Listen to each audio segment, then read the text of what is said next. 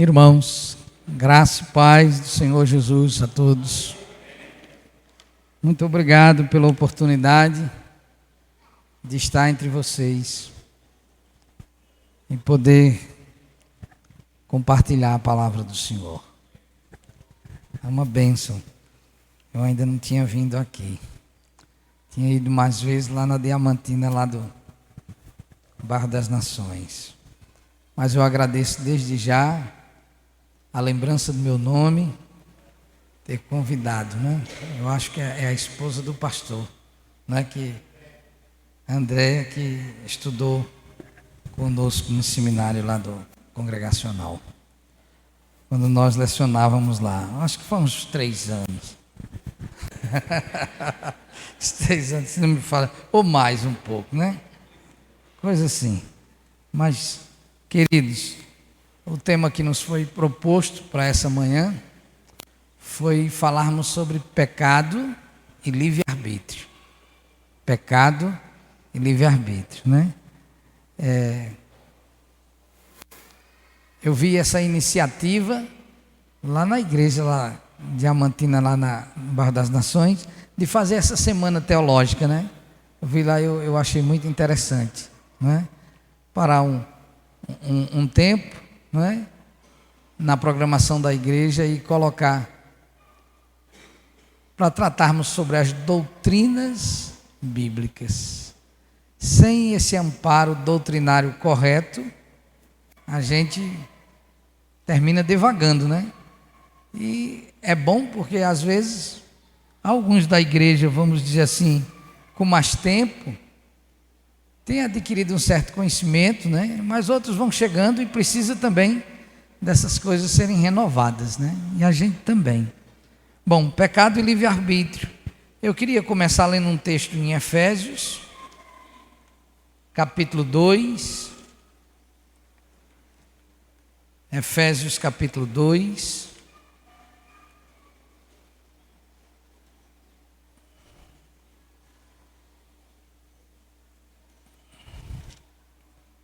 Eu quero ler do verso 1 ao verso de número 9. Efésios capítulo 2, do verso 1 ao verso 9, que diz assim: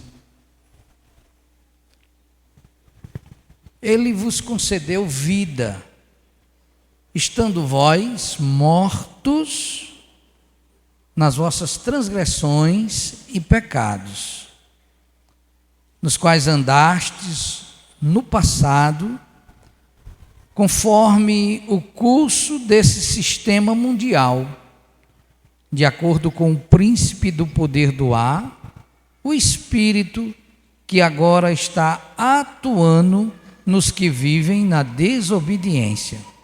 Anteriormente, todos nós também caminhávamos entre eles, buscando satisfazer as vontades da carne, seguindo seus desejos e pensamentos, e éramos, por natureza, destinados à ira. No entanto, Deus, que é rico em misericórdia, por meio do grande amor com que nos amou, deu-nos vida com Cristo, estando nós ainda mortos em nossos pecados. Portanto, pela graça sois salvos. Deus nos ressuscitou com Cristo e com Ele nos entronizou nos lugares celestiais em Cristo Jesus, para revelar nas eras vindouras a suprema riqueza da sua graça, por intermédio da sua bondade conosco em Cristo Jesus. Portanto, pela graça sois salvos, por meio da fé. Isso não vem de vós, é dom de Deus. Não vem por intermédio das obras, a fim de que ninguém venha se orgulhar por esse motivo. Pois somos criação de Deus, realizada em Cristo Jesus, para vivermos em boas obras, as quais Deus preparou no passado, para que nós as praticássemos. Que o Senhor aplique a sua palavra lida em nosso coração. Esses são dois assuntos para a compreensão da Bíblia Sagrada muito importante: o assunto do pecado e do livre-arbítrio. São dois assuntos assim, pilares, fundamentais. Se nós não tivermos uma compreensão sadia do pecado e do livre-arbítrio, é um edifício que a gente vai construir de entendimento da palavra, que não vai ser um edifício sadio. A gente vai ver que lá na frente, em algumas outras doutrinas, a gente vai ter dificuldade de compreender, ou vai tropeçar. Então é fundamental a gente compreender a doutrina do pecado, a extensão do pecado por meio da queda do homem, né? E fundamental também compreendermos a doutrina do livre-arbítrio, né? Eu queria começar trazendo algumas definições para pecado, para o que a Bíblia expressa como pecado. Eu separei aqui algumas poucas definições para que a gente possa refletir sobre ela, sobre pecado. Olha uma definição, essa definição é no Velho Testamento. Velho Testamento a gente sabe, né? Está no hebraico, a maioria. E o Novo Testamento, sua grande maioria, está no grego koiné, o grego popular. E essa palavra pecado, no Velho Testamento, não só tem uma para trazer essa definição. Tem várias, eu separei algumas aqui. A primeira palavra que eu separei foi uma palavra que no hebraico é shatat, que significa, essa palavra significa desviar do caminho. Alguém que vai num caminho e sai desse caminho, desvia desse caminho. Agora, ele desvia desse caminho de forma deliberada. Não foi uma força externa ou qualquer coisa contra a sua vontade que o levou a fazer isso, não. É desviar do caminho de forma deliberada. É alguém que está consciente do caminho, do alvo que deve seguir, mas escolhe assim deliberadamente, sabendo, né, da realidade, escolhe não seguir mais esse caminho. A outra palavra, que também conceitua a palavra pecado, é a palavra avel, que significa falta de integridade. Falta de integridade. Percebe que ela é um pouco diferente da palavra shatat, que é desviar do caminho de forma deliberada. Nessa, ela abrange uma outra área.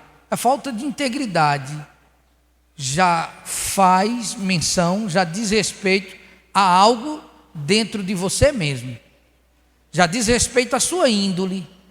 Falta de integridade. Se alguém tem essa falta de integridade, com certeza ele vai agir conforme essa disposição do seu coração. É essa maldade interior comum ao gênero humano. Então eu desviei do caminho.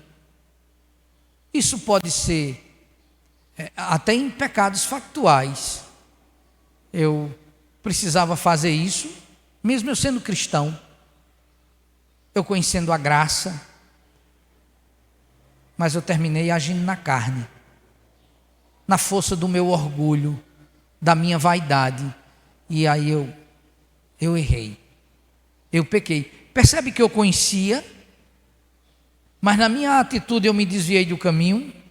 É uma coisa. Essa segunda palavra que a gente falou de avel é uma que tem a maldade interior. Não foi algo factual. É uma maldade interior que habita no coração. Uma outra palavra também que designa a palavra pecado no Velho Testamento, é a palavra pechá, que transmite a ideia de revolta ou rebelião. É alguém que não aceita determinada coisa e de forma deliberada se rebela contra aquilo. Ele age contra os princípios que foi determinado, contra a lei que foi estabelecida. Então, essas três palavras vão nos nortear sobre a compreensão de pecado no Velho Testamento. Quando a gente chega no Novo Testamento, não muda muita coisa não. Novo Testamento, que também trata dessa palavra pecado, tem uma palavra muito conhecida com o nome de hamartia. Aí quando no seminário tem uma cadeira com o nome de hamartiologia, a doutrina do pecado, né? Não é da rama, é do pecado, porque não, vem dessa palavra aqui, hamartia, que significa, né, é a palavra mais comum, e significa a mesma coisa da primeira palavra em hebraico, shatat, se desviar deliberadamente do caminho, se desviar deliberadamente. Tem uma outra palavra no Novo Testamento para pecado, que é anomos. A palavra para lei no grego é nomos, a palavra grega. Então anomos é aquele que avessa a lei, que transgride a lei. Então é anomos, ele é aquele transgressor deliberado da lei. Então, todos esses termos que nós falamos, a gente vê que abrange, né, o mal moral. Um mal moral na vida do ser humano, do homem. Abrange o mal moral e revela muito do ser humano. Revela muito do ser humano. É o mal moral deliberado, é injustiça, é perversidade. Em suma, pecado. Em suma, conceituando, juntando os dois, diríamos assim, o pecado é a transgressão deliberada dos princípios de Deus, da lei de Deus. É importante lembrarmos dessa palavra, a transgressão deliberada, para nós não falarmos, não pensarmos assim, pecado foi algo que eu fiz sem querer, eu fiz sem querer, ou eu fiz sem saber. Se você fez sem saber, não foi deliberado, né? Não foi deliberado. Pois eu estava fazendo isso, eu estava pensando que estava fazendo a coisa mais certa do mundo, por isso que eu estava fazendo. Não se encaixa na categoria desses conceitos de pecado. Pecado é essa transgressão de forma deliberada. Deliberada. Quando você tem consciência do que está fazendo, né? Então não é algo assim acidental. Foi acidentalmente que eu fiz isso. Você imagina, atropelei alguém acidentalmente, eu não percebi, me desesperei, cruzou na frente assim. Será que eu transgredi aquele mandamento, não matarás? Né? Não foi acidentalmente? Qual foi a sua intenção? Então o pecado é aquilo que de forma deliberada, consciente, nós agimos em desconformidade com aquilo que o Senhor tem mostrado na sua palavra, revelado na sua palavra. E aí a origem do pecado a gente conhece, né? Mas a gente, é bom lembrar, surgiu na desobediência de Adão. A origem do pecado está lá, né? Volta e meia a gente está dizendo assim, quando chega lá, a gente vai acertar as contas com Adão, né? Porque Adão arrebentou com todo mundo, né? Porque ele, como cabeça da raça humana, quando ele transgride, todos os seus descendentes, as sementes de Adão, já nasce com essa natureza pecaminosa. Então o pecado começa lá, e não foi algo assim que Adão possa dizer assim, ó, foi sem querer, foi de forma acidental, não foi. Quem já leu lá no livro de Gênesis conhece aquela história, né? De forma deliberada, caiu. Alguém já disse que Eva, quando pecou, deve ter havido assim, eu pelo menos fico refletindo sobre isso, deve ter havido assim uma mudança, pelo menos no aspecto, na fisionomia dela, de forma significativa. Veja no que eu estou falando. Eva era loura e pecou e mudou de fisionomia, ou vice-versa. Não é isso que eu estou falando. Mas a gente, quando nós estamos felizes, alegres, serenos, nós temos uma fisionomia. Mas quando a gente peca contra Deus, quando a gente erra e fica oprimido, né? A nossa consciência nos acusa, muda a nossa fisionomia. Então Eva pecou. Eva pecou. E isso foi o desastre. Não foi não, foi o desastre. Algo assim que transformou plenamente. Aí ela procura Adão. Então quando Adão a viu daquela forma, eu não posso imaginar que Adão não percebeu. Claro que percebeu. A resenha do livro de Gênesis dá a ideia disso. Tu comeu disso. Ela comeu e deu para o esposo. Então, se Eva teve aquela curiosidade, Adão caiu de olho aberto. Não foi? Caiu de olho aberto. Já tinha visto a consequência da morte espiritual na fisionomia de Eva. Mas caiu. E aí, como ele era o cabeça da raça, né? Ele leva consigo todos os seus descendentes. Logo, todo ser humano é pecador por natureza. A gente leu aqui no texto de Efésios capítulo 2, nessa parte que diz, no verso de número 3, a última parte de Efésios capítulo 2, verso 3, que diz assim: e nós éramos por natureza filhos da ira de Deus.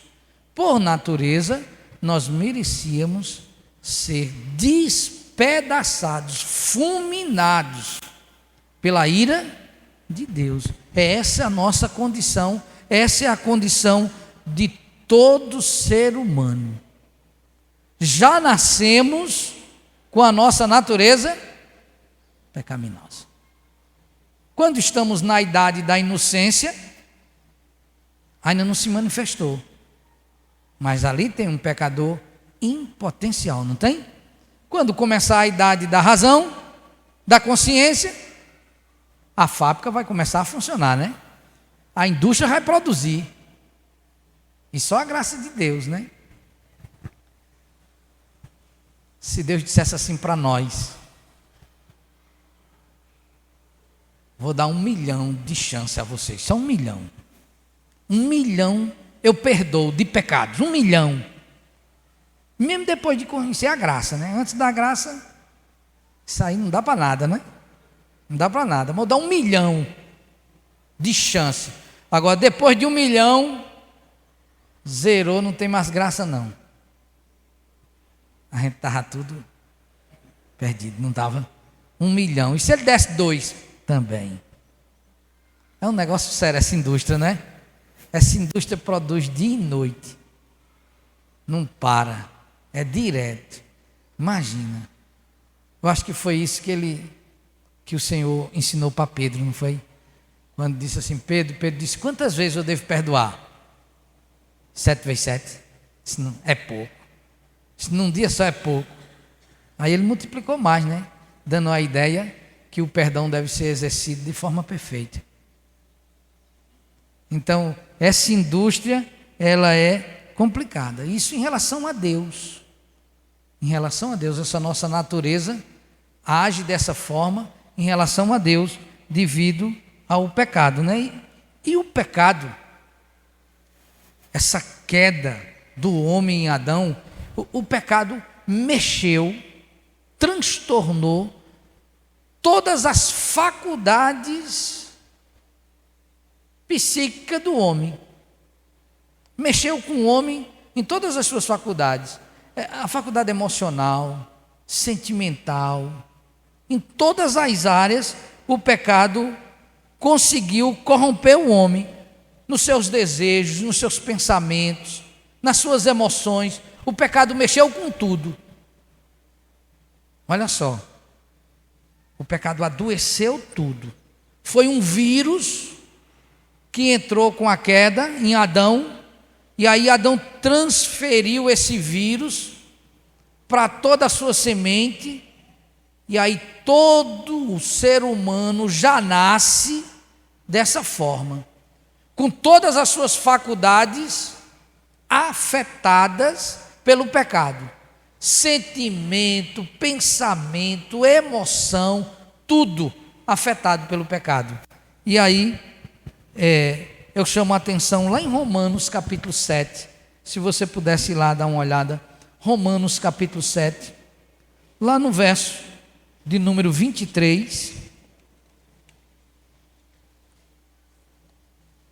no verso de número 23, o apóstolo Paulo, ele traz a seguinte palavra, ele falando sobre essa natureza forte, né, que afetou todas as áreas de sua vida. Ele diz assim, verso 23 do capítulo 7, contudo, vejo uma outra lei agindo nos membros do meu corpo, guerreando contra a lei da minha razão, tornando-me prisioneiro. Que palavra forte aqui nessa versão King James.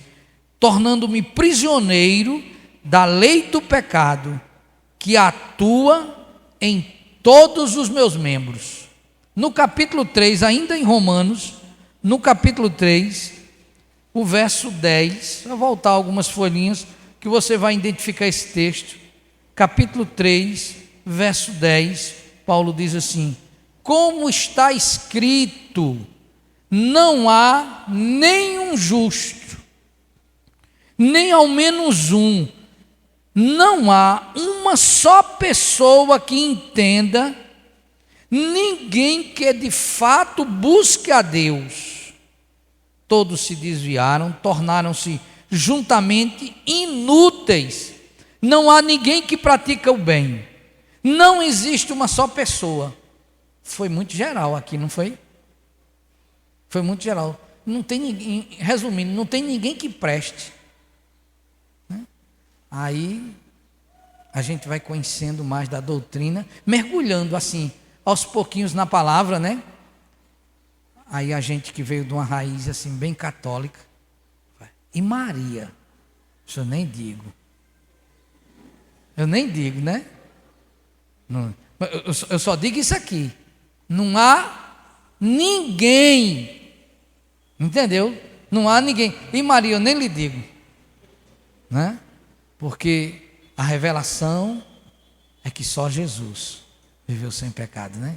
Só Jesus, né? Porque se eu fosse caminhar por essa via de Maria, né? Porque a mãe é maior do que o filho. A gente já ouviu isso, né? Porque a mãe tem mais amor do que o filho, e a avó tem mais amor do que a mãe, não é?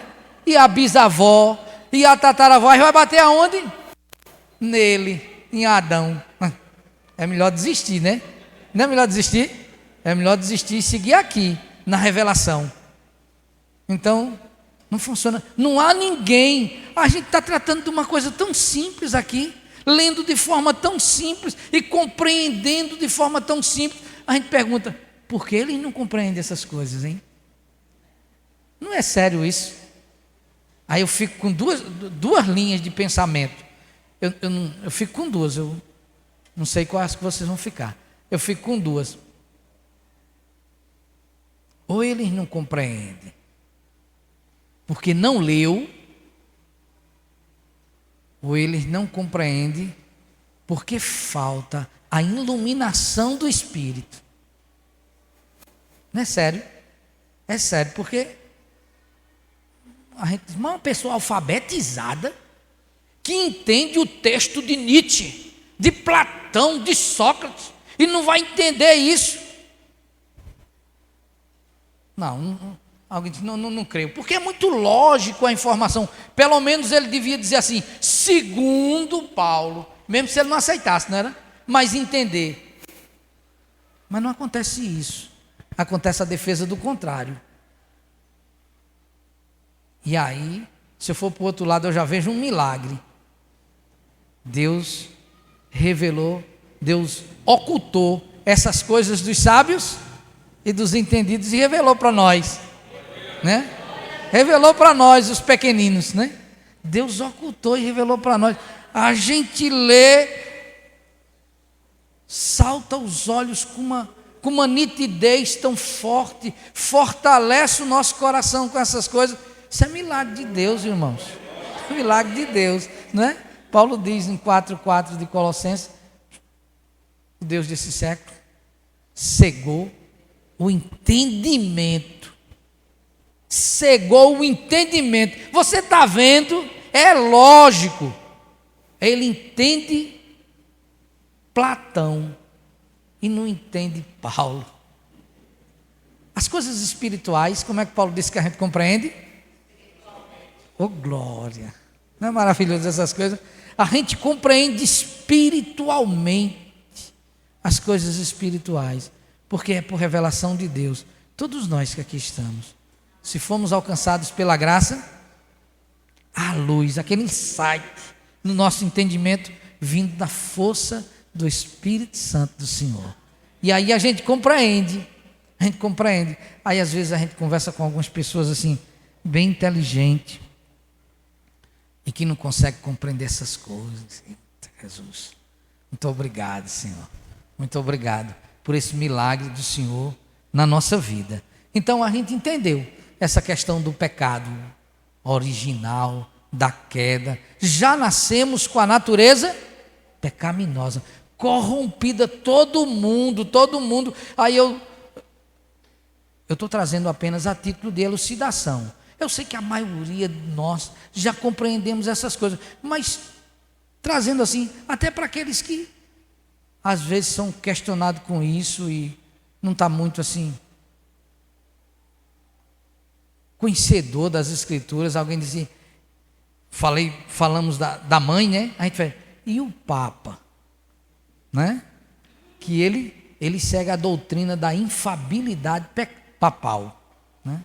Ele não é. E o Papa peca, né? Aí você está na mesma categoria da mãe, né? Se a mãe, né?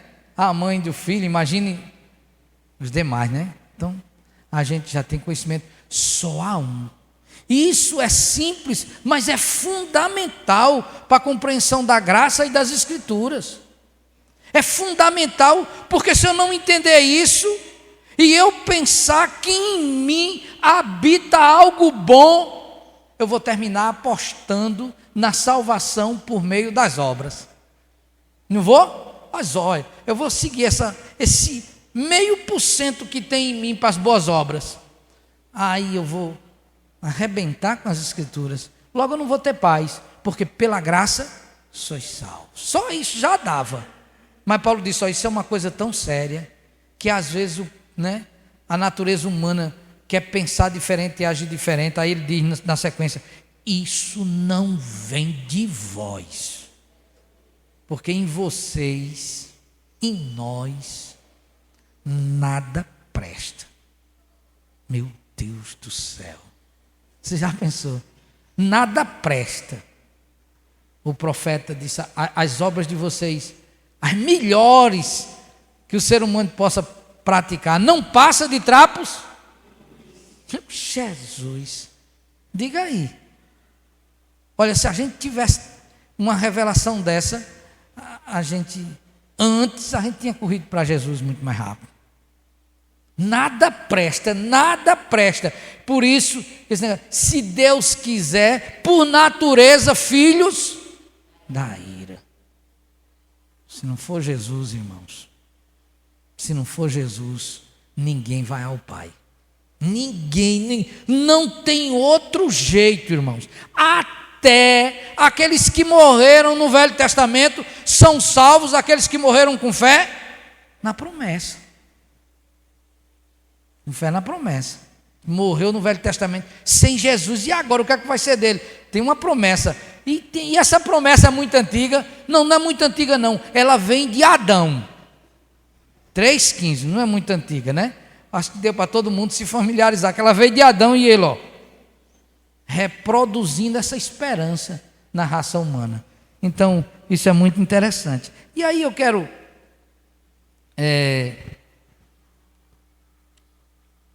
aproveitar para chamar a atenção aqui ao capítulo 7, mas não é da Bíblia, é da Constituição Congregacional, né? Das Igrejas da Aliança, né? Tem na sua confissão de fé, diz assim, no capítulo 7, parágrafo 2, olha como diz na Constituição de Fé das Igrejas Congregacionais: por este pecado, eles e nós neles, eles, Adão e Eva, e nós neles, caíram de sua justiça original e de sua comunhão com Deus, e assim se tornaram mortos em pecado. E olha essa parte aqui que diz na sequência: e totalmente corrompidos em todas as suas faculdades da alma e do corpo. Todas as faculdades da alma e do corpo tornaram-se totalmente corrompidos, né? Então todas as igrejas, as confissões de fé em relação a pecado, em relação a livre-arbítrio, em todas as igrejas que têm a Bíblia como regra de fé e prática, elas são praticamente idênticas. Essa mesma palavra sobre a natureza pecaminosa que eu li, que faz parte da Constituição Congregacional, é semelhante aos batistas, é semelhante aos presbiterianos, né? Que seguem a confissão de fé de Westminster. Então, semelhante, porque se estiver na palavra tem que ser assim, né? Semelhante. Agora, nós não pensemos que são todos que seguem isso aqui, né? Essa doutrina assim. São aqueles que têm a Bíblia como regra de fé e prática. A Bíblia, isso aí advém já da reforma, né? Da reforma. Porque há muitos que pensam diferente, né? Outro dia eu li um livro de Leonard Boff. Ele é um teólogo da libertação. Ele diz assim: não existe inferno, não existe pecado. Não existe isso, não existe. Isso seria aceitar que Deus é muito ruim. Já mudou as coisas. O ruim é o homem, que é pecador, mas na compreensão dele. Eu não posso acreditar a eternidade toda alguém sofrendo e Deus sabendo, né? Não posso acreditar. Você não entende o que é natureza. A natureza é a natureza humana. A Bíblia diz assim: a luz veio ao mundo, mas os homens amaram mais as trevas do que a luz. Amaram. O amor vem devido à identificação. Está aqui, eu me identifico com isso. Não é sério isso? Eu digo na igreja que as pedras se encontram, irmão. As pedras se encontram, né? É assim. Alguém chegou na igreja. Alguém novo está frequentando a igreja. Se ele for uma pessoa assim, espiritual, temente, que busca a Deus, sabe com quem ele vai se enturmar? Com quem é? Mas alguém chegou na igreja assim e é meio fraco. Aqui que a gente de Raimundo, né? Não tem nenhum Raimundo aqui de nome. Me perdoe, irmão. Só um pé na igreja e outro no mundo. Aí com quem ele se enturma? Pelo amor de Deus, homem, não vá para esse caminho não. Vai dar errado. Não se junta não. Busque com quem busca a Deus, né? Mas pedra se encontra, não tem jeito. Só a graça de Deus, né? Então, isso é uma questão de pecado original, completamente diferente da questão de pecados, vamos dizer assim, fatuais. E aí a punição para isso a gente também conhece, né? A punição por conta dessa queda do homem. Punição devido à queda, devido ao pecado. Morte espiritual. Né? Morte espiritual, mas também morte física. Porque o ser humano passou a morrer fisicamente também depois do pecado. Quando não tiver mais o pecado no nosso corpo, na glória, nós não vamos morrer mais. Você imagina isso? Na glória não morre mais. Você pode tomar o tanto de Coca-Cola que quiser. Ninguém vai dizer, isso vai fazer mal a você, né? Come isso não, né? Você vai terminar morrendo, você come à vontade, né? Não vai ter isso lá na glória, né? Direto, só isso vai fazer mal, fulano fez um exame, e refrigerante faz mal que só, pare com isso, né? Eu mesmo não tomo mais. Pensando nisso aí.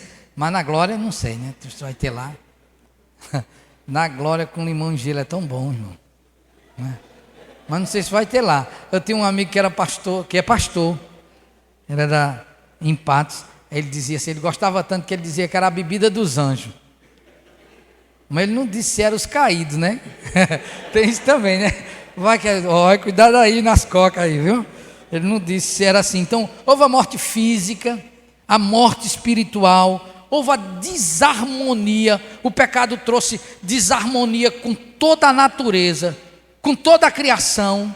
Quem já teve a oportunidade de ler, é em Isaías, se não me falha, é o capítulo 11, que vai falar sobre o momento em que o Messias estabelece o seu reino e fala que todas as coisas serão recriadas. Aí lá diz assim, e o leão comerá palha com boi, se tornará herbívoro. E a criança vai estar brincando, não é?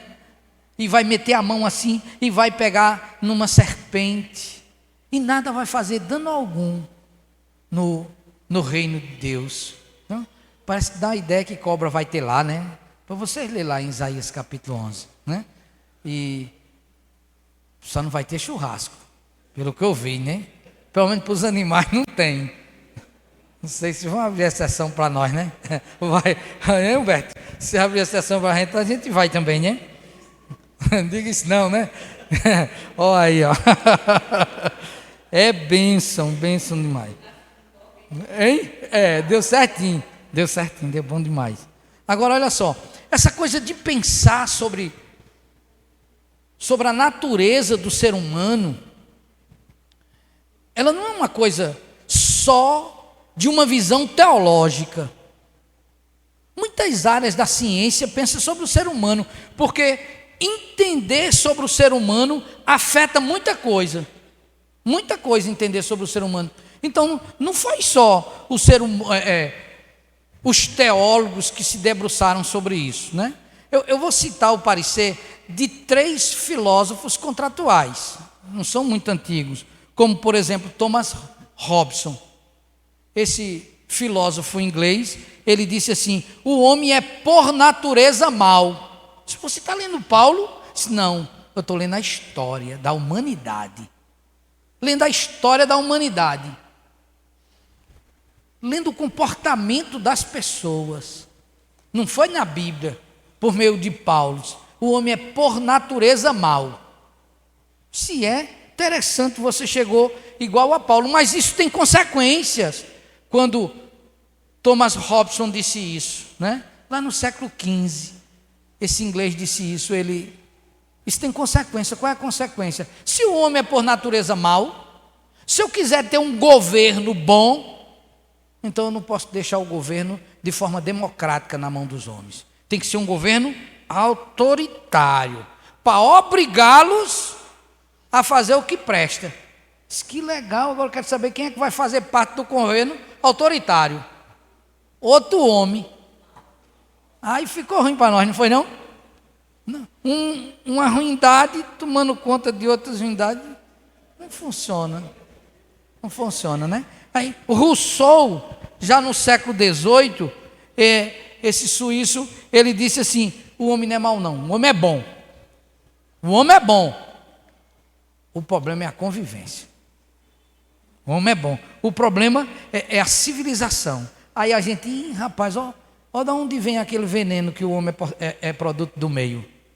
A gente já ouvimos isso? O homem é produto do meio. É por isso que ele é assim, ruim. É por conta do meio. E o meio é habitado por quem? Só por animais, é. É habitado por outros homens. E esses aí, que faz parte do meio, como é que ele ficou ruim? Ele ficou ruim devido a outro meio. E o outro meio, a outro meio, aí vai dar nos dois de novo. Em Adão e Eva de novo, né? Então não funciona. Aí John Locke, ele disse que o homem, ele é uma folha em branco. Esse outro filósofo. O homem é uma folha em branco. As coisas que vão acontecendo, as experiências, é que vai marcando ele. É uma folha em branco. Aí, experiência com quem? Com outros homens. Vai dar na mesma coisa, né? Aí essa compreensão mexe na questão educacional, mexe na questão política, mexe na questão, em todas as áreas da vida, psicológica, na forma de abordar. Isso é muito sério. Com todo respeito, eu sei que tem áreas, linhas de trabalhos nessa área, mas eu estou contando, vou compartilhar a experiência de uma irmã, que ela procurou, né, alguém nessa área, e descobriu que o problema, essa revolta que ela tinha, essa pessoa insatisfeita, essa pessoa assim amarga, que ela tinha assim conformidade, e descobriram, ó, que o problema foi com o pai dela, porque terminou descobrindo que o pai dela foi muito duro, não foi aquilo que ela precisava e esperava que ele fosse. Aí gerou traumas.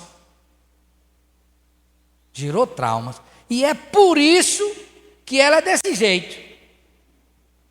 Esqueceu que ela tem a natureza pecaminosa. Aí bom foi o que ela compartilhou do remédio. Então fazer o seguinte: faz de conta que seu pai está sentado ali. E diga agora o que você quer dizer com seu pai. Não tenha pena não. Aí vocês imaginam, né, o que ela disse, né? Pá, pá, pá. Dizendo palavras bem duras de desabafo e tal. Agora, o pior é que a gente está até mais ou menos. Aí quando a gente começa a lembrar das coisas que nos faz raiva e começa a falar, a ira acende. É melhor não mexer. O problema que o leão está é aqui dentro, irmão. O leão está é aqui, né? A gente precisa se livrar do leão que está aqui, que só a misericórdia de Deus. E aí muitas vezes essa coisa não funciona bem assim. Então olha só, falando sobre o pecado, para a gente entender agora a segunda parte que a gente vai tratar. Pastor, tem até que horas? Tá. Então até 11h30 vai estar melhor. A segunda parte sobre livre-arbítrio.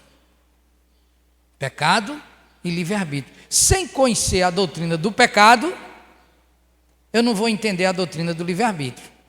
E aí, para nós entendermos ou trabalharmos hoje sobre essa questão do livre-arbítrio, eu queria seguir 5 perguntas. 5 perguntas que, por meio dessas 5 perguntas, a gente vai procurar entender melhor essa doutrina do livre-arbítrio, né? Por exemplo, não podia deixar de ter essa palavra, essa pergunta, a primeira pergunta: o que é livre-arbítrio?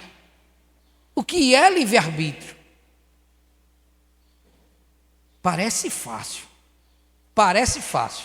Tem umas coisas que parecem fácil, mas não é, né? Parece fácil, mas não é. A gente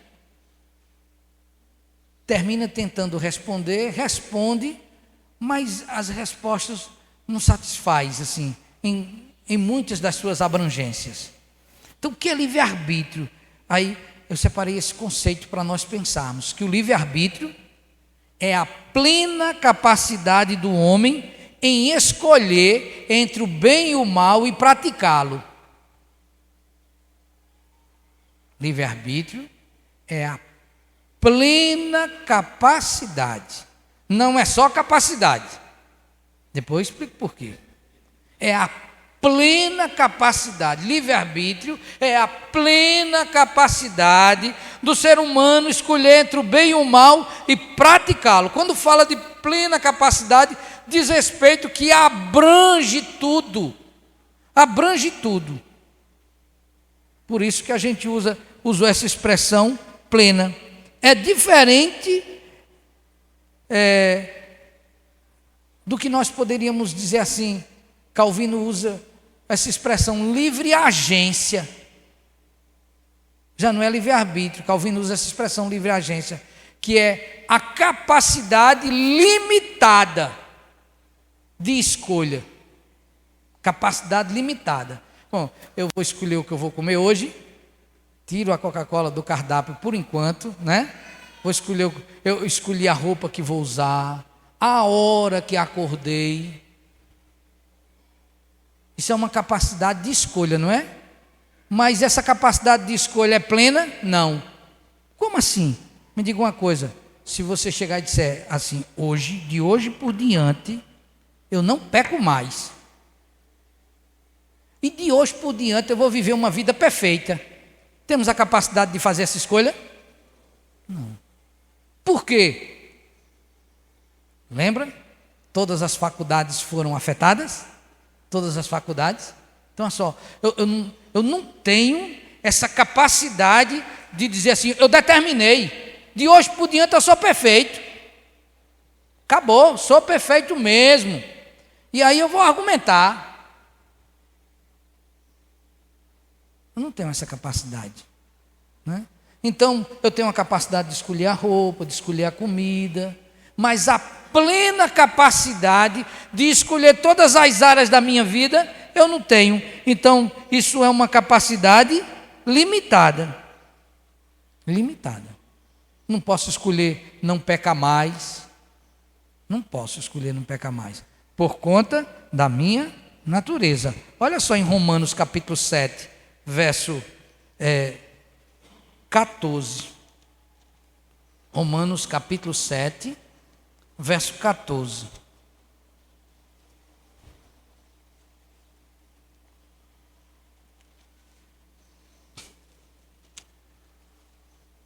Diz assim a palavra: porquanto é do nosso pleno conhecimento de que a lei é espiritual. Eu, entretanto, sou limitado, ou sou carnal, limitado pela carne, pois fui vendido como escravo do pecado. Eu sou limitado pela carne. O homem é do conhecimento, que é do pleno conhecimento do homem, que a lei é espiritual, mas eu sou carnal. Então, a gente encontra isso. E aí, a gente sabe da nossa natureza, né? A gente pode pensar assim numa segunda pergunta. Primeiro, foi o que é livre-arbítrio. E a gente viu que é a plena capacidade plena de escolher entre o bem e o mal e praticar. Podemos ter livre agência, temos livre agência, temos escolha limitada, tem coisas que a gente não escolhe. E aí a gente pode fazer uma segunda pergunta, né? Por que não podemos escolher não pecar? Por que eu não posso escolher não pecar? Olha que coisa. Eu devia poder, porque eu não sou mais escravo do pecado. Não é? Quem está em Cristo não é mais escravo do pecado, nova criatura é.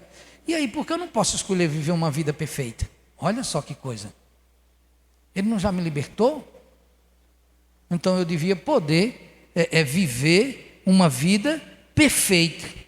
E por que nós não podemos viver? Olha só, por conta da nossa natureza pecaminosa. Em Cristo, nós fomos perdoados da nossa culpa. E fomos libertos da escravidão do pecado, da cegueira espiritual. Mas a natureza pecaminosa, a natureza caída, herdada lá de Adão, só vai sair completamente da nossa vida na glória. Por isso que não dá, né? Não é correto a ideia de eu vou viver perfeitamente. Se é assim, olha só, como é complicado as coisas, né? Se eu não consigo mesmo, eu não vou mais nem ligar. Não é assim? Não vou mais nem me incomodar. Isso não é assim. Quem tem o Espírito Santo de Deus no coração, não tem esse comportamento, nem tem esse sentimento. Porque o Espírito Santo de Deus nos inspira a mudar. Nos inspira a mudar.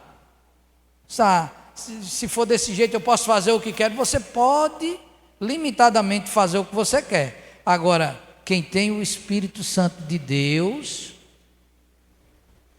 não vai se sentir bem numa vida distante de Deus, numa vida, a revelia de Deus, vai se sentir inconformado e vai tentar acertar a sua vida. É uma questão que está no seu índole, da semente de Deus que foi plantada em você. É por isso que Paulo fala dessa guerra espiritual que existe, né, no ser humano. E aí, pelo fato do homem permanecer com essa natureza pecaminosa, mesmo depois de alcançado a graça, nos perdoou, nos livrou da culpa do pecado. Então, eu não tenho mais condenação contra mim. Lembra da palavra de Paulo? Nenhuma condenação há para os que estão em Cristo. Não tem mais condenação para mim. Eu fui liberto da culpa do pecado. Meus olhos estão abertos para ver a luz. Mas a natureza pecaminosa permanece. Por isso, olha só, complicado isso, né? Olha, eu recebi um conselho assim, eu querendo tomar uma decisão ou fazer alguma coisa, alguém diz assim: siga o seu coração. Bonito, né? Siga o seu coração. Com essa natureza, irmão. Dá certo isso aí? Siga o seu coração. Faça assim o que o seu coração está colocando no seu coração. A Bíblia não diz isso. A Bíblia diz que a gente deve ser guiado pelo Espírito de Deus. Peça para Deus assim, colocar o discernimento no seu coração. Que vai com essa história de seguir o coração. A gente com a natureza pecaminosa é uma expressão bonita, muito humanística, mas não funciona não. Não leva a gente a lugar legal não. A gente tem que seguir é Deus. É o discernimento que Ele colocar no nosso coração. Às vezes isso não vem de imediato. E às vezes nós estamos tão insensíveis que não conseguimos perceber as respostas.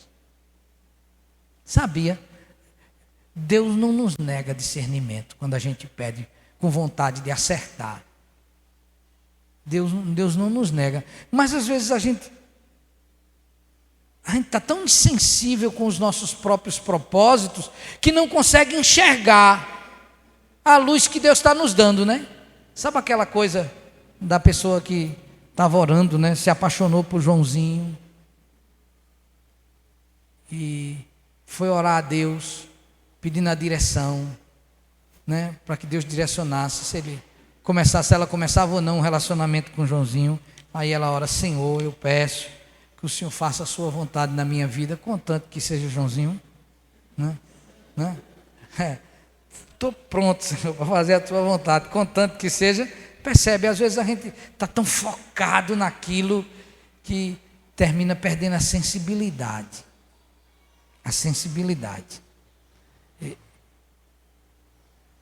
Eu costumo pensar assim: a vida é um quebra-cabeça, irmãos. Quebra-cabeça. As coisas que acontecem é um quebra-cabeça. E muitas vezes a gente só consegue definir a realidade depois que foi lançada a última pedra do quebra-cabeça. Mas quando a gente tem uma certa percepção, aí a gente começou a jogar o quebra-cabeça, aí puseram assim 50% das peças, a gente diz: eu já sei o que é isso. Essa imagem é isso. Percebeu? Discerniu: olha, estou percebendo que o que a gente está montando é um campo de futebol. O que a gente está montando é um jardim, é uma casa, é a figura de um dinossauro. Eu estou percebendo. Mas nem terminou, como é que você sabe? Percebeu? Às vezes na vida espiritual é assim. Algumas coisas vão acontecendo. Algumas coisas vão acontecendo. Que se a gente tiver uma percepção mais sensível, a gente vai dizer: ó, Deus não faz nada em vão. Não é assim? Tem alguma coisa nisso aí. Tem algum propósito de Deus. Deus quer me ensinar alguma coisa. Eu vou tentar perceber isso. O Senhor me mostra. E aí você vai exercitando, né, e pedindo esse discernimento, para não ir segundo o coração, porque segundo o coração dá problema, né? Dá problema porque permanece com a natureza pecaminosa. Olha uma outra pergunta que eu queria chamar a nossa atenção em relação ao livre-arbítrio, uma terceira pergunta que eu separei aqui, que diz assim: o homem caído é capaz de buscar a Deus a partir de sua própria vontade? O homem caído, sem ter aceitado Jesus ainda, é capaz de buscar aceitar Jesus pela sua própria vontade? Não. Eita, isso aqui é sério. Nós nunca íamos ter vontade de buscar a Deus, se não fosse a graça de Deus em nós, se não fosse Deus investir em nós para que a gente pudesse alcançar essa luz. Lembra daquele texto que nós lemos? Não há quem busque a Deus, não há ninguém que busque a Deus. Então, pela nossa própria vontade, jamais a gente chegaria a querer Deus, a buscar a Deus. E o que tantas pessoas religiosas, que fazem jejum tão prolongados, outras que fazem sacrifício no seu corpo, em nome da religião, estão fazendo. Não é uma pergunta para a gente se fazer, né? Se ninguém busca a Deus, o que é que eles estão querendo? Ou então, o que é que acontece com aquele que tenta ser tão bom, né? Por exemplo, o espiritismo, que procura pela prática da bondade, da caridade evoluir, segundo eles, né? A evolução deles. O que é que procura? Então não é uma coisa tão simples. O que é que aquela pessoa religiosa, bem dedicada, e que faz sacrifício e faz tudo, o que é que ela busca, se o texto diz que não busca a Deus? Olha só. Eu fico pensando, talvez o que busque é a sua própria justificação pelas suas próprias obras. Eu vou me sacrificar para eu alcançar. Eu vou pagar o preço. Depois que eu pagar o preço, me deu, que agora é mérito meu. Eu não paguei o preço, não foi? Então agora é mérito meu. Não é mais graça, é mérito. E às vezes, por meio das próprias atitudes, procura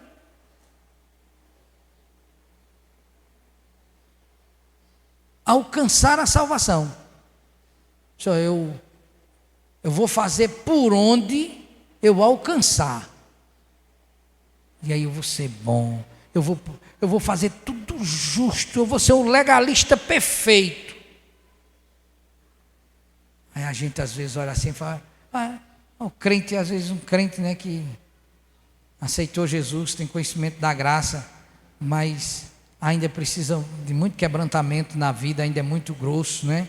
Muito orgulhoso, muito vaidoso, anda muito ensimesmado, mas foi alcançado pela graça. Aí outra pessoa, né, tão caridosa, tão tudo. Como é que um desse não vai e esse vai? Né? Às vezes essa minha atitude de toda bondade, de toda a minha religiosidade, é eu querendo alcançar pelos meus próprios méritos. E aí a gente precisa entender uma coisa. Tem uma balança, 50 quilos de um lado de ruindade, de pecado, 60 do outro de bondade. Quando pesou, a bondade ganhou. Então vai, céu. É assim? Não é mesmo. Pecado aqui, E aqui, 1 trilhão de bondade. Vai. Se não tiver Cristo, que justifique ele desse um pecado. Porque todos pecaram e destituídos estão da glória de Deus. Estão destituídos. E esse pecado aqui é advindo de uma indústria poderosa que tem dentro dele, que é a natureza pecaminosa. Então isso não é pelo lado humanístico que o homem consegue, o homem vai fazer. Não. A palavra de Paulo é que pela graça nós somos salvos, porque não há um justo sequer, não há ninguém que queira buscar a Deus.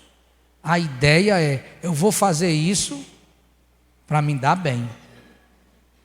Ensinaram para mim na doutrina espírita que, olha, você tem que evoluir, porque senão, se você evoluir, for voltar e você vai sofrer nas outras reencarnações suas. Aí eu vou procurar ser bom, só com o intuito de me dar bem. Percebe que até nisso é egoísmo?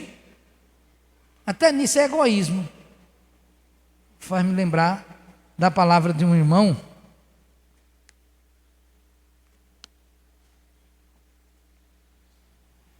Os pais deles não eram cristãos, não conheciam o Senhor. Mas o pai dele era alcoólatra. E quando bebia, bagunçava. Era brabo. Queria matar todo mundo. Quebrava as coisas. Aí, um inferno dentro de casa com ele, quando ele bebia. Quando ele estava sem beber, um homem decente. Mas bebendo, um problema. Aí esse irmão vivia pedindo a Deus pela salvação do pai.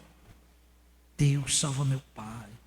E jejumava, Deus, salva meu pai. Salva meu pai, salva meu pai, salva meu pai. Né? Que coisa boa, não é isso?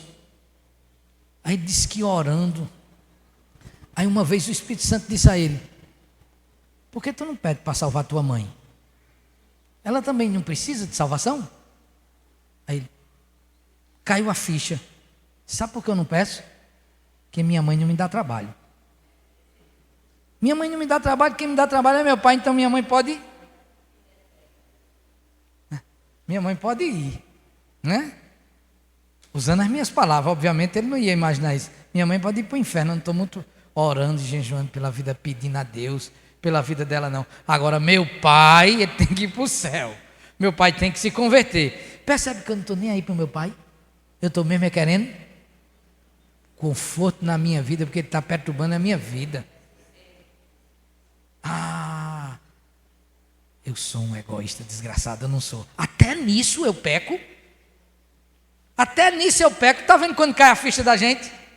Eita natureza perversa. Até no pedir a Deus eu quero para mim. Estou nem ligando. É por amor da alma do meu pai? É nada.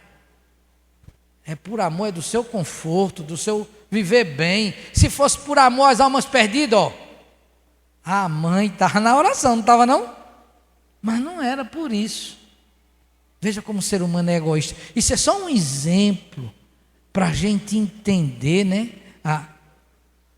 Mergulhar um pouco no nosso interior e ver como nós somos seres humanos egoístas, né? Por isso que essa coisa, eu vou praticar as boas obras para que eu chegue lá pensando que aí eu olho você praticando, oh, que homem bom, né? Não estou nem percebendo que por trás desses atos tem um ato soberbo de egoísmo. Eu consigo, eu nem me quebranto para Deus, eu consigo por meio das minhas boas obras. Consegue? De jeito nenhum consegue. É pela graça. Por quê? Porque todos já são alvos da ira de Deus. Então, há alguém que por livre e espontânea vontade busca a Deus? Não.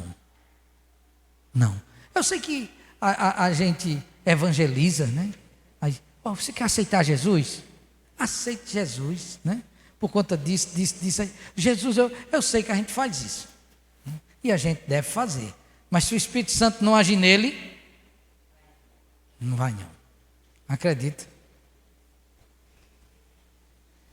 E aí, baseado nisso, eu queria citar para os irmãos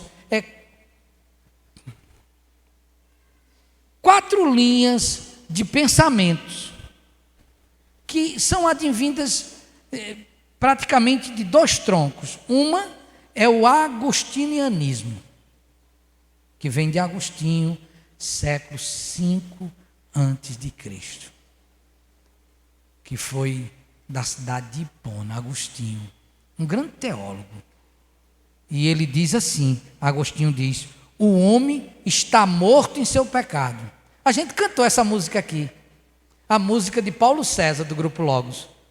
O homem está morto em seu pecado, sem condições de levantar-se por si só, a menos, né, que é justo o levante. Pensou, a gente cantou. A gente está cantando isso aqui de Agostinho, viu? E do que tem na Bíblia, né? Essa compreensão de que por si mesmo não vai. Aí Agostinho diz assim, o agostinianismo: o homem está morto no pecado, a salvação é totalmente um ato da graça de Deus. Não é um ato do livre-arbítrio dele. Eu decidi aceitar Jesus. Não é. É pela misericórdia de Deus. Pode olhar para a sua vida. Se não fosse a graça de Deus na sua vida, você não estava aqui. Né? Mas alguém diz: eu não creio desse jeito. Creia não. Tá bom, continue evangelizando, fazendo tudo. Tá bom. Agora, quando você estiver de joelho, você é igual a Agostinho. De joelho. Em pé, a gente: aceite Jesus, seu penitente. Você não está vendo não, o inferno está bem pertinho de você. Mas quando a gente está de joelho, a gente diz: aceite Jesus, seu penitente. Senhor, converte o coração dele. Não é de joelho? De joelho a gente pensa assim. A gente pede a ação de Deus. Então o agostinianismo diz assim: olha, essa questão do livre-arbítrio não existe. Depois de cair, natureza pecaminosa, não existe esse completa liberdade de escolha. Não, só vai se Deus trouxer. É pela graça. Se Deus não trouxer, não vai. Aí tem Pelágio, esse contemporâneo de Agostinho, que ele diz assim: o homem nasce essencialmente bom e é capaz de fazer o necessário para a salvação. Pelágio, bispo também da igreja, igual a Agostinho. O homem nasce essencialmente bom. Devia se achar Pelágio, não devia não? Pela achar isso de todo mundo, hein? O homem nasce essencialmente bom e ele pode fazer, né, o necessário para herdar a salvação. Misericórdia! Ele tinha uma compreensão saudável da doutrina do pecado? Tinha não. Mas se ele pode fazer isso, para que o sacrifício de Cristo na cruz do Calvário? Pensou? Olha só, lembra que eu disse no início? Compreensão, se não for saudável sobre essas duas doutrinas, não vai mexer em tudo, lá na frente vai mexer em tudo. O homem é bom. Que Bíblia é essa que esse homem está lendo, pelo amor de Deus? O homem, e tem uma coisa, ele pode fazer o necessário para a sua salvação. Olha, eu acordei hoje com vontade de ir para a igreja, e tem uma coisa: hoje eu vou aceitar Jesus. Hoje eu estou invocado. Hoje eu vou. Tudo eu, mas não é assim mesmo, irmão. Na história do nosso resgate por Deus, do resgate de cada um de nós aqui, aqueles que passaram pelo novo nascimento, e não aqueles que se agregaram à igreja. Os que tiveram a experiência de salvação, a história de cada um é a história do poder de Deus manifestado na vida. É a história do poder de Deus convertendo o coração, agindo de forma assim poderosa, para você poder se quebrantar. Pelo menos comigo foi assim. O novo nascimento é tremendo. Não é nada disso: eu me acordei hoje e hoje eu vou aceitar Jesus, Deus por diante eu vou ser crente. Não é assim. É pela graça do Senhor, é a atuação de Deus no coração. É por isso que a Bíblia diz que quando a gente recebe Jesus como nosso Salvador, o Espírito Santo de Deus vem habitar em nós. E ele nunca sai. Por isso que essa vontade de permanecer na presença de Deus é tão permanente em nossa vida. Permanece, porque é o Espírito que gera isso. Aí alguém diz assim: eu não tenho muita vontade disso não. Tá bom. Mas que está sendo denunciado, está, né? Que está faltando, não está faltando? Porque se tiver, quer. Se tiver, quer buscar. Tem fome, tem sede. Agora, se você agregou e não teve a experiência, aí não tem jeito, né? Você vai dizer, uma hora tá bom, outra hora eu estou com vontade de deixar Jesus. Não é assim não, irmão. Sabe o que foi que Pedro disse? Para onde iremos nós? Diga aí para onde é que a gente vai. A nossa alma só tem sossego nele. A nossa alma só descansa nele. Só tem prazer nele. E é porque ele vive que nós cremos no amanhã. Tirou ele da nossa vida, a gente perdeu a capacidade de sonhar, de esperar qualquer coisa. Ele é tudo. Tudo, tudo, tudo. Em nossas vidas. Nós, sem Deus, a gente diz e sabe disso. Nós não somos nada. Então, o homem não tem essa capacidade, irmãos, de por si mesmo chegar lá. E eu sei que isso abre leque para infinitos questionamentos. Graças a Deus que o meu tempo está acabando. Né? Graças a Deus que da Vertim, né? Não tem esses muitos questionamentos. Mas tem uma outra pergunta que eu queria fazer, a quarta pergunta, que é também uma pergunta assim, para a gente refletir. A gente viu que o homem não tem a capacidade de por si mesmo buscar a Deus. Aí a quarta pergunta que eu fiz é a seguinte: se o homem não tem a capacidade de cumprir a lei de Deus, por que o Senhor lhe deu a sua lei? Não é? Para que ele deu a lei se o homem não tem capacidade de cumprir? Deus sabe que o homem não tem capacidade de cumprir. Eu vou dar os mandamentos, eu vou dar a lei, eu vou dar o decálogo ali de Moisés, as leis que tem, né? A Torá, os 5 livros ali do Velho Testamento, vou dar para vocês cumprir. Mas o senhor não sabe? O senhor não sabe que a gente não vai cumprir? Então, para que o mandamento, se eu não cumpro? Não tenho condições de cumprir. Para que ele me deu esse mandamento, se ele sabe que eu vou transgredi-lo? Então ele não devia nem ter me dado. Vamos para Romanos capítulo 3, verso 20.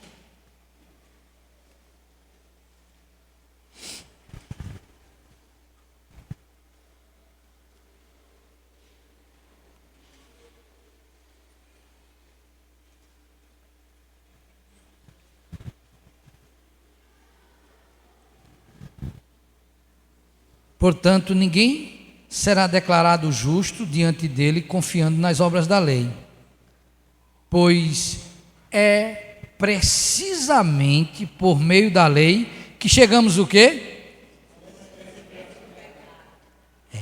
A irrefutável conclusão de que somos todos pecadores. Ninguém vai ser salvo pela obediência da lei. Paulo diz: ninguém vai ser salvo pela obediência da lei.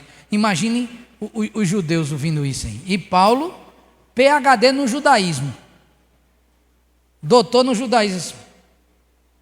A lei não foi dada para a gente salvar, não. Nem ninguém vai ser salvo pela obediência da lei. Aí um rabino dizia: o que é isso? E para que serve a lei? Então, aí Paulo disse aqui, no finalzinho do verso 20: pois é precisamente por meio da lei que chegamos à irrefutável conclusão de que somos. Então, para que serve a lei? Para mostrar que nós somos pecadores. Serve para nós como um espelho. A lei foi dada para a gente obedecer e ser salvo? Não. A lei não foi dada para isso. A lei foi dada para nós, para que a gente pudesse reconhecer que nós somos pecadores e carecemos da graça de Deus. Está vendo aí? Ó? A lei, não consegui cumprir. Não consegui cumprir.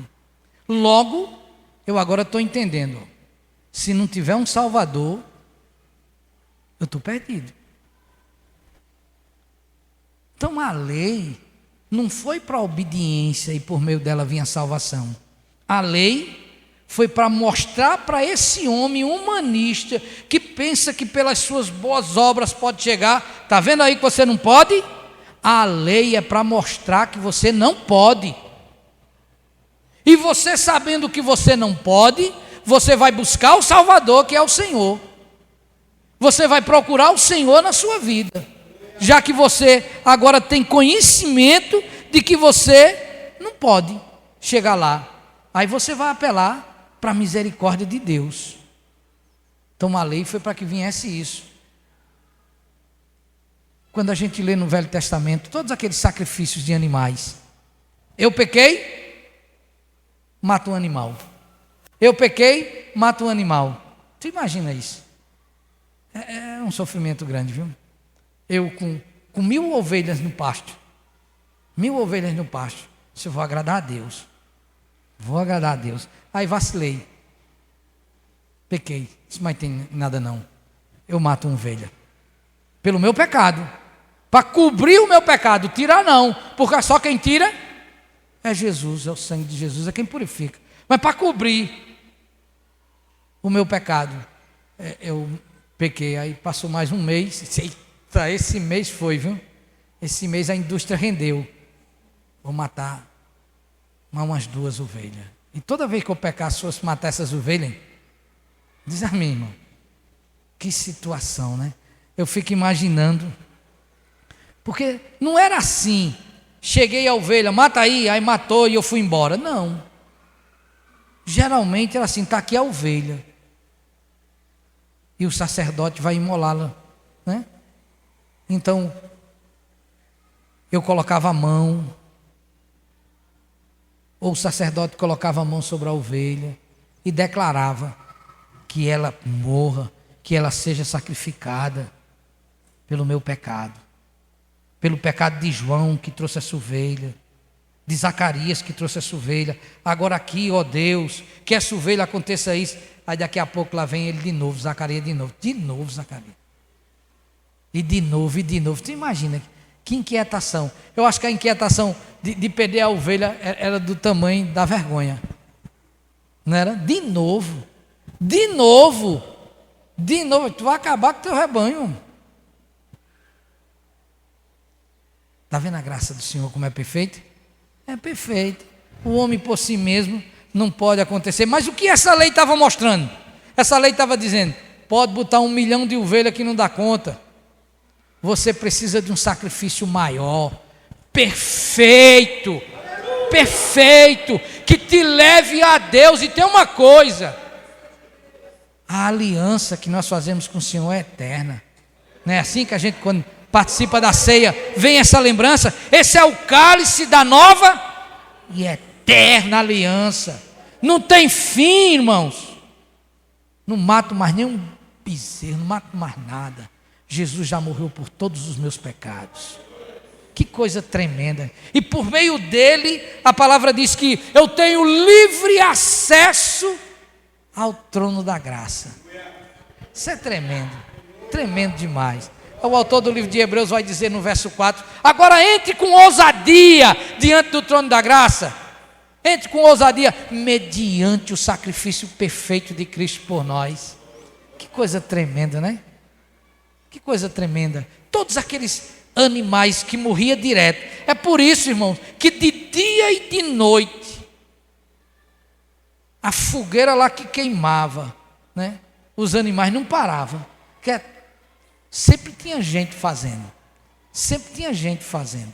Mostrando para todo mundo, olha, vocês estão vendo que por si mesmo não dá. Vocês estão vendo que a natureza pecaminosa faz isso, que por vocês mesmos vocês não cumprem a lei. Nem as pessoas que vinham, nem tampouco o sumo sacerdote, né? Que o sumo sacerdote, quando fazia o sacrifício de expiação anual pelo povo, antes de fazer pelo povo, fazia por ele. Dizia, eu também sou desgraçado. Eu também não dou para coisa. Tudo apontava para Cristo, irmãos. Cristo é o centro de todas as coisas. Sabe o que é maravilhoso? Ele nos escolheu. Ele abriu nossos olhos. Ele nos fez experimentar essa tão grande salvação. Ele fez isso conosco. Por nós mesmos a gente não ia, mas Ele fez isso conosco. É por isso que Ele disse para os discípulos: não foi vocês que me escolheu, né?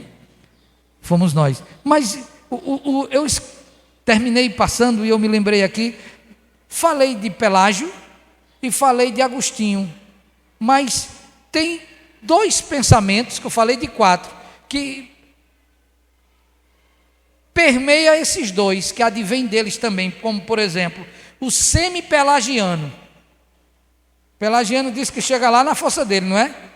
Agora lá onde, né? Que ele não chega. O semi-pelagiano diz assim: a graça de Deus e a vontade humana trabalham juntos. Vou remediar esse negócio. Nem vou para Agostinho, nem vou para Pelágio. Eu vou fazer o meu termo aqui.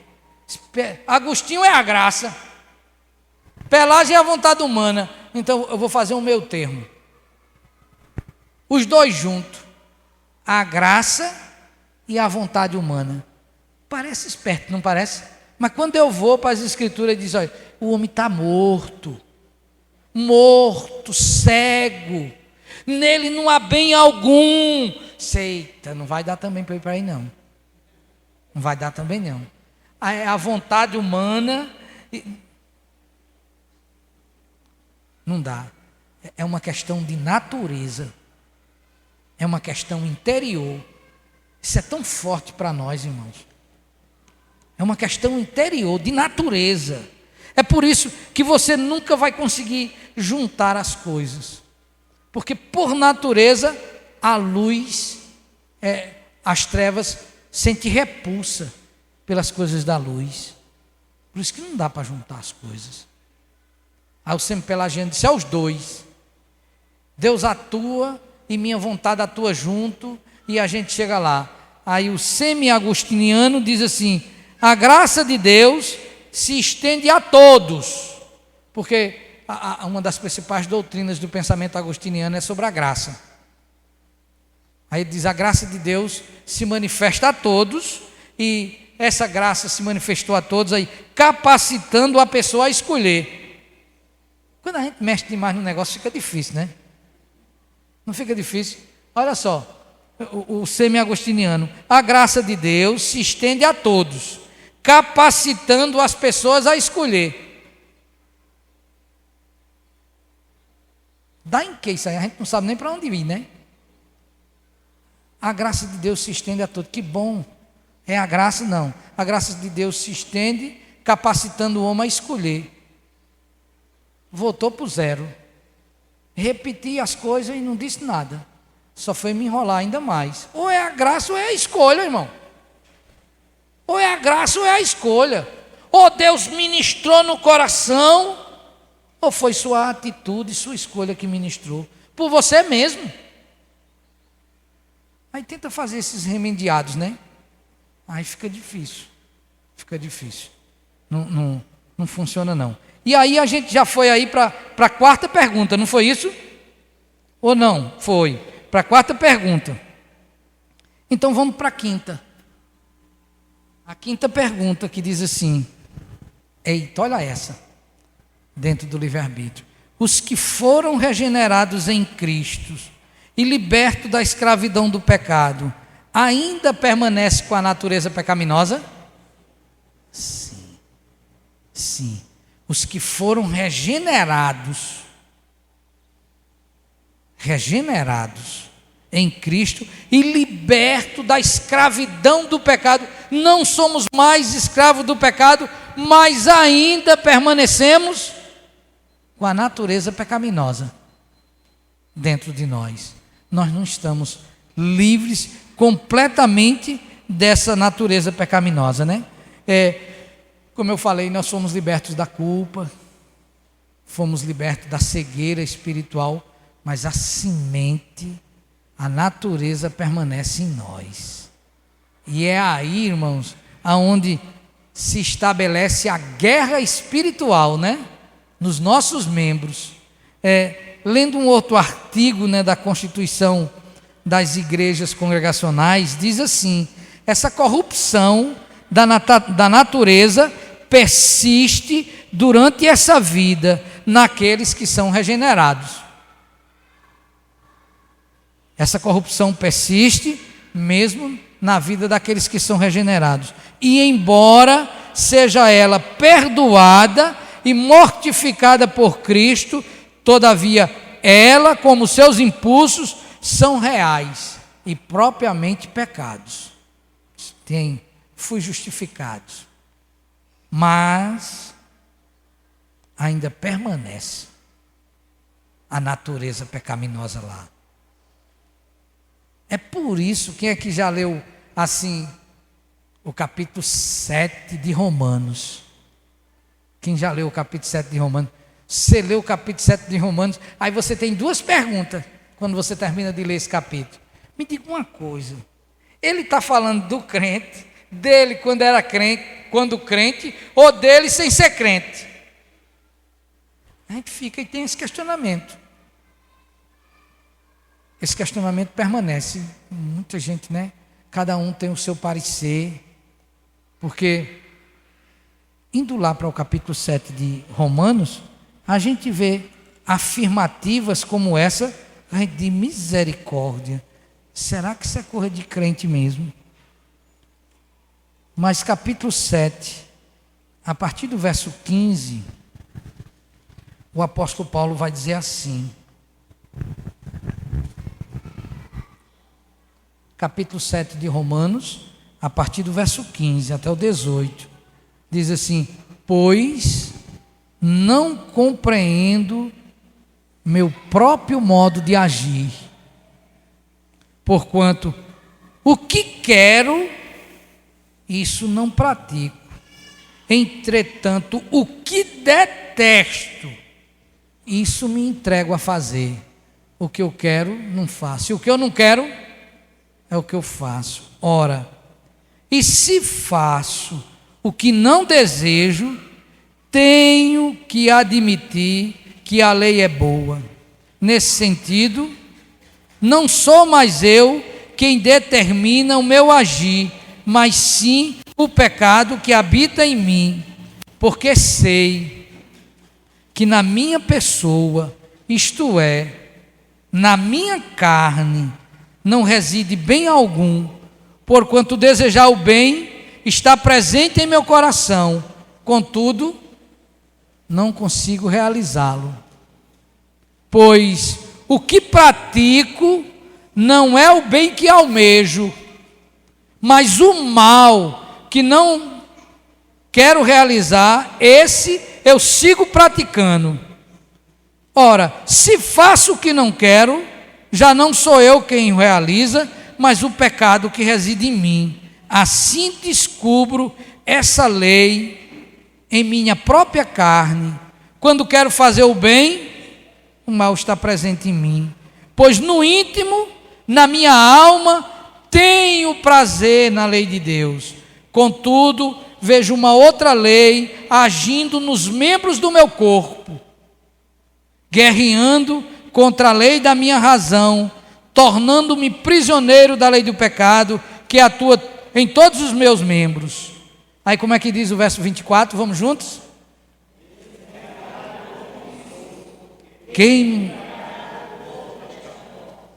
Eita, Paulo. Paulo diz: miserável homem que sou. Paulo está falando do presente, depois de convertido. Ou ele está fazendo uma análise do tempo que ele não conhecia o Senhor? Tudo por conta dessa pergunta. A gente, quando se converte, é regenerado em Cristo. A gente permanece com a natureza ou não?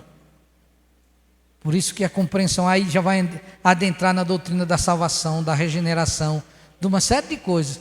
Tudo por conta dessa compreensão da doutrina do pecado e do livre-arbítrio. A natureza pecaminosa permanece. A gente poderia... Você acha que sem Jesus na nossa vida, a gente ia dizer assim: poxa vida, eu terminei agindo dessa forma, errei, né? Eu fui egoísta com fulano, ou eu fui soberbo, olha o que eu fiz foi uma estupidez, que desgraçado de homem eu sou. Você acha que o não crente é capaz de dizer isso assim? será que ele terá a compreensão assim, tão dolorosa das consequências do seu pecado? Aí por outro lado eu tenho assim, miserável homem que sou, não sou miserável não. Não é? Sou miserável não, mas quando eu vou para a minha natureza pecaminosa, eu digo, eu sou um desgraçado. Eu tinha tudo para não errar, irmãos. Eu tinha tudo para não errar. Mais de 30 anos de crente. Mais de 30 anos de crente. 35 anos de convertido, irmão. Quando eu converti, eu tinha uns 2 anos. Por aí. Uns 35 anos de convertido, imagina. Aí, Deus falando comigo. O Espírito Santo tentando consertar a minha vida. E eu ainda erro. E às vezes, isso é que é terrível.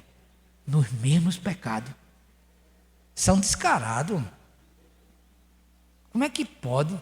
Senhor, eu tinha prometido, Senhor, que eu não faria. Eu tinha prometido aí, Senhor, nunca mais eu falo. Nunca mais. Senhor, pelo amor de Deus. Oh, Jesus, eu não tinha prometido. Está vendo? Aí eu, quando olho isso, eu sou um desgraçado. A gente fica pensando, será? Paulo está falando de quê? Será que quando ele está falando do homem já regenerado ou do homem sem ser regenerado? É essas coisas, né? Agora lá em 1 João, João diz assim, vamos lá para 1 João, eu estou pertinho já, pastor. Lá em 1 João capítulo 1, verso de 1 a 8. 1 João capítulo 1, verso de 1 a 8, eu acho que João era bem objetivo, viu, irmão? João era bem objetivo.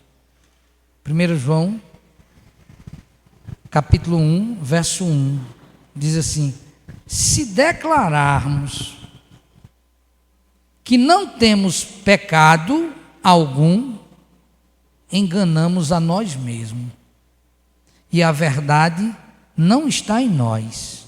Se confessarmos os nossos pecados, né? Ele é fiel e justo para perdoar os nossos pecados e nos purificar de qualquer injustiça. Se disser que não temos, aí João disse, a gente não vai estar falando não, a verdade não. Porque essa natureza está lá, né? Eu acho que a gente não tem, se conhecendo, né? Acho que a gente não tem condição de dizer assim, eu não sou vaidoso. Eu não sou vaidoso. E também tem uma outra coisa que eu descobri em mim. Eu não sou soberbo. Eu sou humilde. E eu também descobri isso em mim. Eu não sou orgulhoso. Egoísta. Não sou. Eu sou perdoador. Eu descobri também em mim que eu sou manso. Imagina. Aí você vai ouvir, aí disse, eu descobri também outra coisa em você. Você é mentiroso. Não é? Não é? Quando você se conhece, irmãos. Quando nós nos mergulhamos em nós mesmos, a gente fica tão desapontado conosco, né? Imagine você depois de orar, jejuar, clamar, fazer não sei quantas vigílias para Jesus salvar seu pai. E Jesus dá assim, ó. Tá, isso que tu não ora por tua mãe.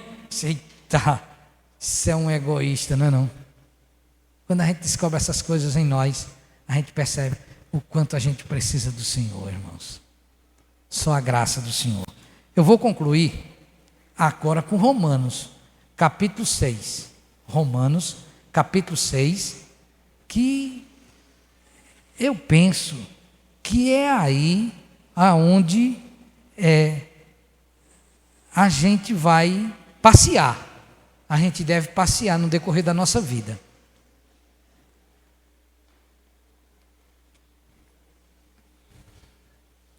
Romanos capítulo 6, verso de número do 6 ao 11.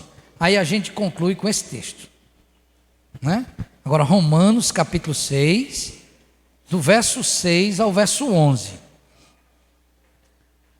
Pois temos conhecimento de que a nossa velha natureza em Adão foi crucificada com ele, em outras versões vai dizer, fomos com ele, não é assim? É sabemos a palavra?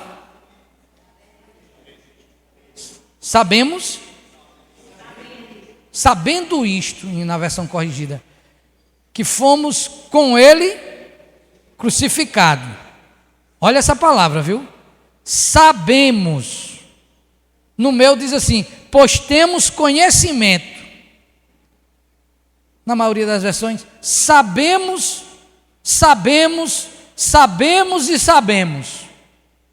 que nós fomos crucificados com ele. Agora vamos continuar a leitura. A fim de que o corpo do pecado fosse destruído, para que nunca mais venhamos a servir ao pecado. Eu sei disso, que eu fui crucificado com Cristo, eu fui crucificado com Ele. Quem foi crucificado aqui com Cristo? Todos nós. Quando a gente está no batismo, a gente relembra disso. Sabemos que fomos crucificados com Cristo, para que o corpo do pecado fosse desfeito. Continua. Porquanto todo aquele que morreu, já foi justificado do pecado. E mais, se morremos com Cristo, cremos que também com Ele viveremos. Pois, olha de novo, sabemos que havendo sido ressuscitado dos mortos, Cristo não pode morrer novamente, ou seja, a morte não tem mais qualquer poder sobre ele, porque ao morrer para o pecado, morreu de uma vez por todas, morreu de uma vez por todas para o pecado. Todavia, quanto a viver, vive para Deus. Agora, a outra palavra é essa do verso 11. Na minha versão eu vou ler, mas na maioria tem considerando. Na minha diz assim, assim, dessa maneira, considerai-vos mortos para o pecado, mas vivos para Deus em Cristo Jesus. Considerai-vos, olha lá no capítulo 6 diz, sabendo que o nosso homem velho foi com ele, morreu, esse pecador morreu lá, eu sei disso. Ele diz, saiba disso, encuque na sua cabeça, eu morri com Cristo, eu agora vivo uma nova vida. Aí quando chega no verso 11 ele diz, e eu quero que você não esqueça disso, se considere morto para o pecado. Paulo está dizendo, encuca na cabeça de vocês, se considere assim. Percebe a guerra? A guerra entre carne e espírito. Eu com minha natureza pecaminosa, mas Jesus me libertou. Não sou mais escravo do pecado, não. Não sou mais escravo do pecado. Eu posso renunciar, eu vou renunciar em nome de Jesus, porque eu estou morto em Cristo. A minha natureza pecaminosa não vai reinar dentro de mim, existe, mas não vai reinar dentro de mim. E eu vou me considerar morto. Vão me humilhar, vão falar de mim, eu não vou corresponder, eu não vou falar, porque eu estou morto. Alguém que sabia tantinho assim de mim, falou de mim, eu sabendo tanto assim dele. Aí eu dizendo, eu vou dizer só para você orar por ele, viu? Aí eu digo, só para orar, né? Só para orar. Aí, não vou dizer não. Mas ele falou de mim, mas eu não vou dizer, sabe por quê? Porque mim eu estou morto. Considere assim, morto. E nesse ato de você se considerar e saber, você vai vivendo a sua vida para a glória de Deus. Amém? Perfeito? Não. Mas eu vou me considerar morto. Vou lutar para isso. Aí, de vez em quando o morto quer se mexer, fica quieto, que tu está morto. Né? Sabe por quê? Finalizo. A gente nasceu, cresceu e fomos habituados nessa vida de pecado. E muitas vezes há um hábito, há um costume, a força aqui interior que é Deus, mas há um costume tão grande, né? Eu fico pensando assim, pensa naquele homem que vendia cavalo, né? Um esperto, ele vendia cavalo. Aí alguém dizia assim, eu tenho esse cavalo para vender, eu quero comprar. Qual é o defeito dele? O defeito dele está na vista. Aí o cabo olhou, só de um lado, e não viu. que ele era cego só de um olho. Olhou de um lado e disse: eu não estou vendo nada. Pronto, eu disse: o defeito está na vista, né? Aí eu me converti. Eu esperto nessas coisas. Aí eu me converti. Aí não tem um conflito, né? Tem um conflito. É a minha esperteza, do meu egoísmo, do meu querer tirar vantagem de tudo que eu estou acostumado, né? Olhe, gato escaldado tem medo até de água fria. Eu conheço gente rindo de longe. Não, julgar ninguém, em nome de Jesus. E assim a gente vai vivendo para a glória de Deus. Vamos ficar de pé? Em nome do Senhor. Que o Senhor nos batize nessa manhã com essa consideração forte. Eu estou morto, eu estou morto, eu estou morto. E se eu me mexer, eu vou dizer para mim mesmo: eu estou morto. Que é para eu não me mexer mais. Para que eu viva para a glória de Deus. Posso orar, pastor? Ou tem alguma coisa, vamos fazer alguma? Vai, né, para oração? Então vou orar. Querido Senhor, como é impressionante, Senhor, para nós conhecer a Tua graça. Como é impressionante, meu Deus, saber quem nós éramos, cegos, estúpidos, não buscávamos, não queríamos.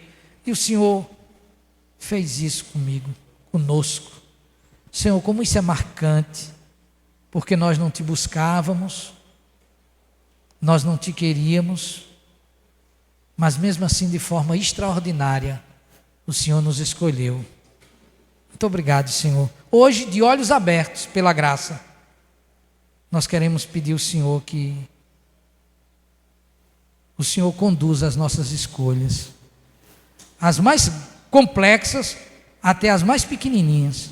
Conduz, ó Deus, porque nós queremos viver tendo consciência de que somos mortos para o pecado, mas vivemos para escolher a Tua vontade. Assim nós Te oramos, em nome de Jesus. Amém. Pode sentar os irmãos. Muito obrigado.